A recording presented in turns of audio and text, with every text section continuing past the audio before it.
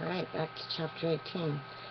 Chapter 17, which is broken into two parts because I got a phone call, um, was about the first day in court, and immediately Atticus has deduced that Mr. Yule was left-handed, and Jim is right on track with his dad's way of thinking.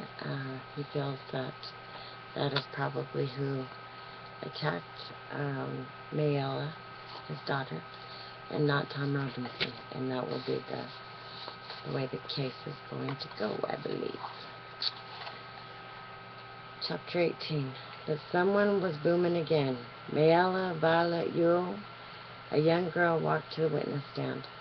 As she raised her hand and swore that the evidence she gave would be the truth, the whole truth, and nothing but the truth, so help her God, she seemed somehow fragile looking. Part of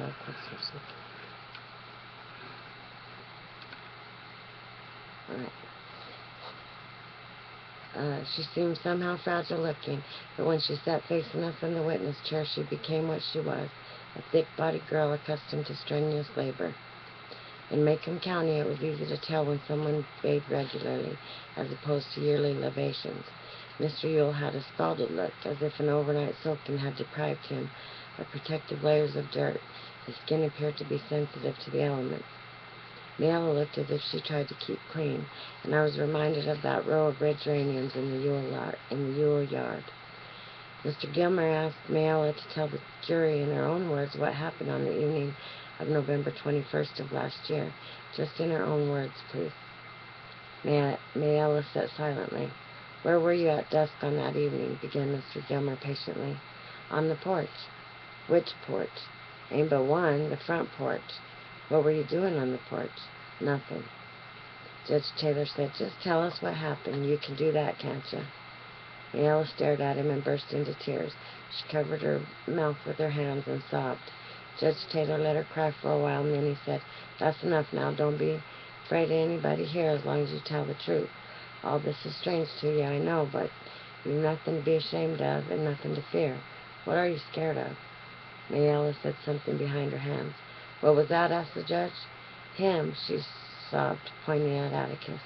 Mr. Finch? She nodded vigorously, saying, don't want him doing me like you done Papa, trying to make him out left-handed. Judge Taylor scratched his thick white hair.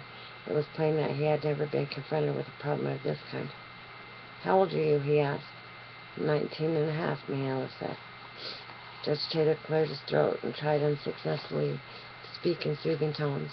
Mr. Finch has no idea of scaring you, he growled, and if he did, I'm here to stop him.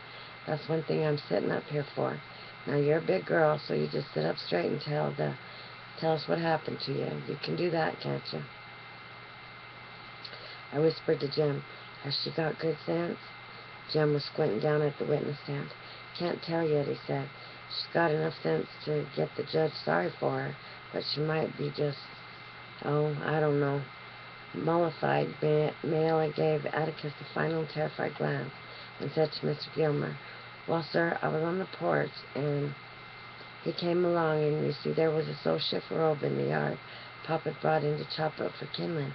Papa told me to do it while he was off in the woods, but I wasn't feeling strong enough then, so he came by. Who is he? Mayella pointed to Tom Robinson. I'll have to ask you to be more specific, please, said Mr. Gilmer. The reporter can't put down gestures very well. That and yonder, she said. Robinson. And then what happened? Well, I said, come here, nigger, and bust up this shift rope for me. I got a nickel for you. He could have done it easy enough. He could have. So he come in the yard, and I went in the house to get him the nickel, and I turned around, and before I knew it, he was on me. Just run up behind me. He did. He got me around the neck, cussing me and saying dirt. I fought and hollered, but he had me around the neck. He hit me again and again. Mr. Gilmer waited for Mayella to collect herself. She had twisted her handkerchief into a sweaty rope, and when she opened it to wipe her face, it was a mass of creases from her hot hands. She waited for Mr. Gilmer to ask another question, but when he didn't, she said, he chunked me on the floor, and he choked me and took advantage of me. Did you scream? Asked Mr. Gilmer. Did you scream and fight back? Well, I reckon I did. Hollered for all I was worth. I kicked and hollered loud as I could. And then what happened? Well, I don't remember too good, but next thing I knew, Papa was in the room and standing over me hollering, "Who done it? Who done it?" And then I sort of fainted. And the next thing I knew, Mr. Tate was pulling me up off the floor and leading me to the water bucket. Apparently, Mayella's recital had given her confidence, but it was not her father's brash kind. There was something stealthy about hers, like a steady-eyed cat with a twitchy tail.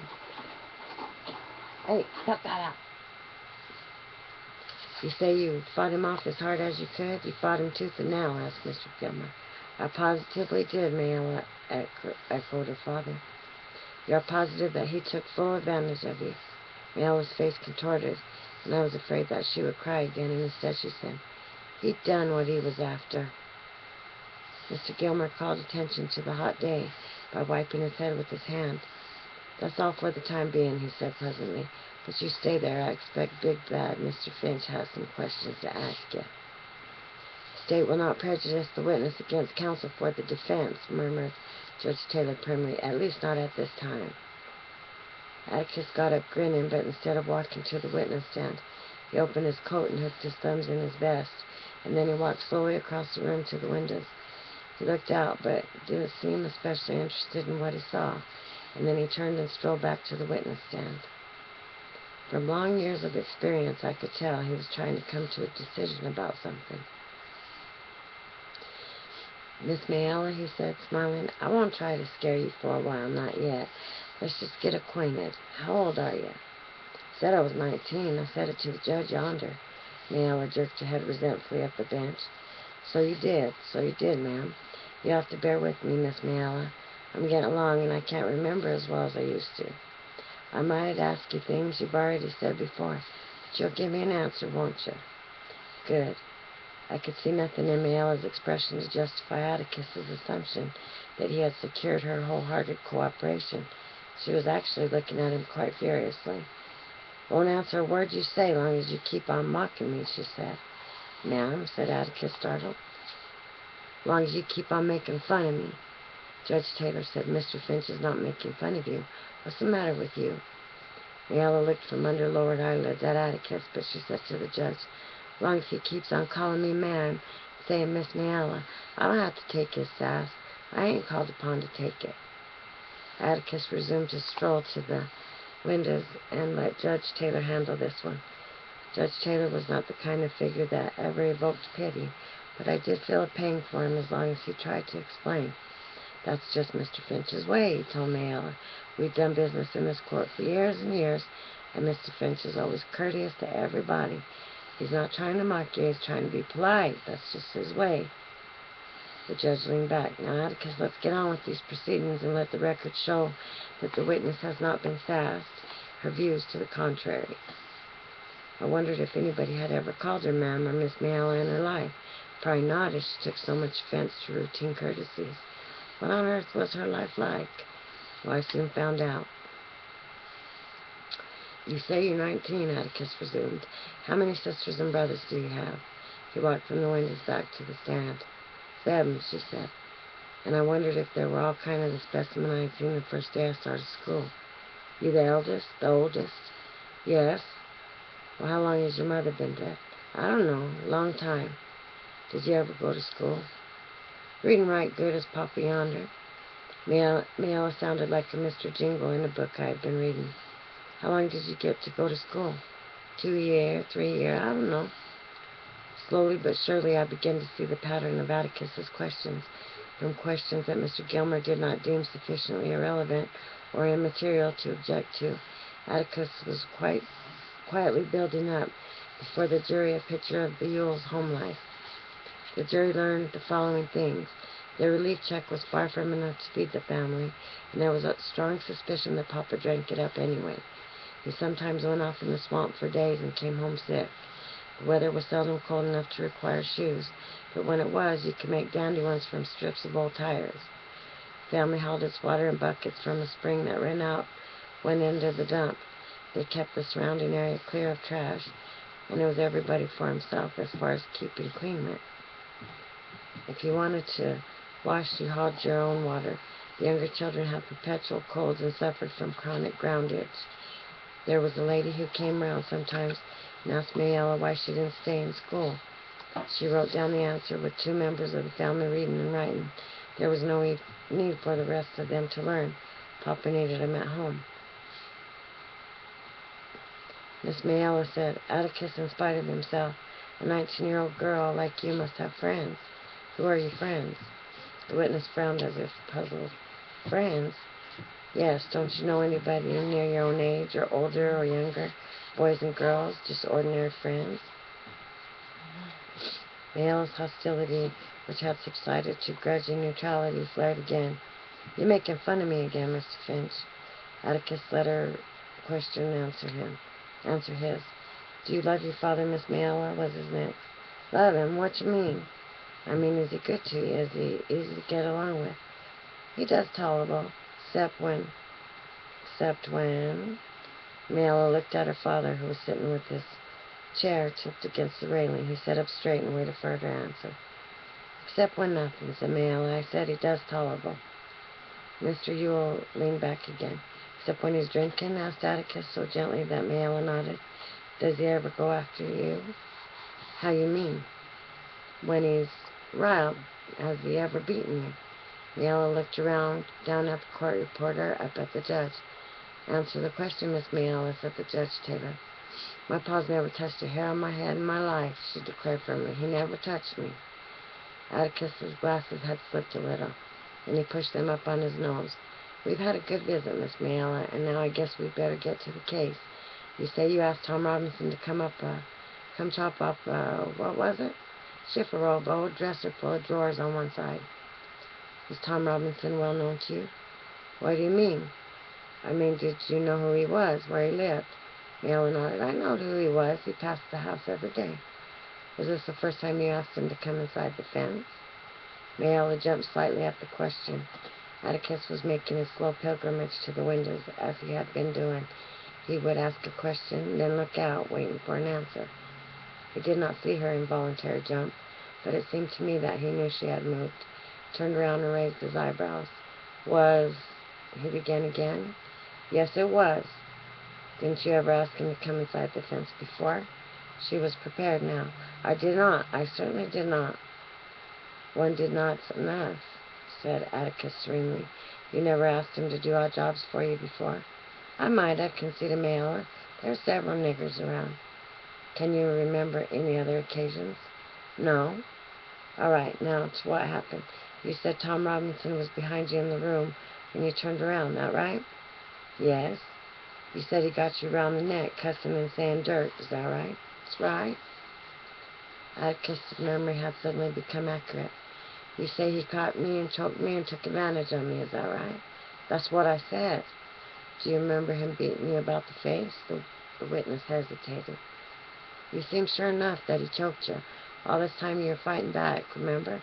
You kicked and hollered as loud as you could. Do you remember him beating you about the face? Mayella was silent. She seemed to be trying to get something clear to herself. I thought for a moment she was doing Mr. Heck Tate's and my trick of pretending there was a person in front of us. She glanced at Mr. Gilmer. It's an easy question, Miss Mayella, so I'll try again. Do you remember him beating you about the face? Atticus's voice had lost its comfortableness. He was speaking in his arid, detached, professional voice. Do you remember him beating you about the face?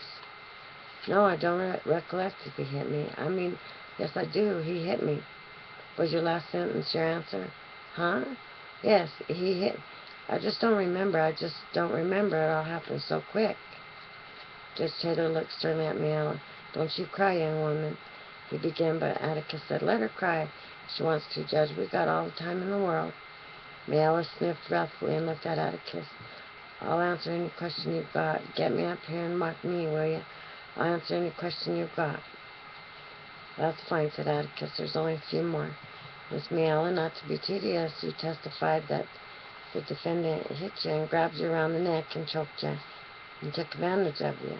I want you to be sure you have the right man. Will you identify the man who raped you? I will. That's him right yonder. Atticus turned to the defendant. Tom, stand up. Let Miss Mayella have a good long look at you. Is this the man, Miss Mayella? Tom Robinson's powerful shoulders rippled under his thin shirt. He rose to his feet and stood with his right hand on the back of his chair. He looked oddly off balance, but it was not from the way he was standing. His left arm was fully 12 inches shorter than his right and hung dead at his side.